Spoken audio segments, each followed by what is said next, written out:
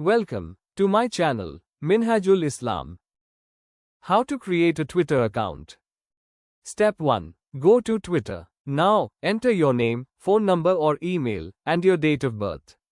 If you don't want to use your phone number, just tap Use email instead. Then click Next. Step 2. Enter your details. Twitter will send you a verification code to your phone or email. Enter that code to verify your account. After that, set a strong password. Make sure it's easy for you to remember but hard for others to guess. Step 3. Verify and customize. Now it's time to personalize your profile. Add a profile picture, a cover photo, and write a short bio. Tell people who you are or what you tweet about. You can also add your location and website if you have one. Step 4. Add profile info. Twitter will now suggest some people or pages to follow, like news sites, influencers, or celebrities. Follow the ones that match your interests. Then you're ready to explore the world of trending tweets. Step 4. And that's it, your Twitter account is ready.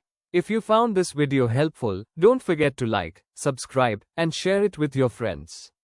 Drop a comment below if you want me to make a video on how to grow your Twitter followers fast. Thanks for watching. I'm Minhajul Islam, signing off.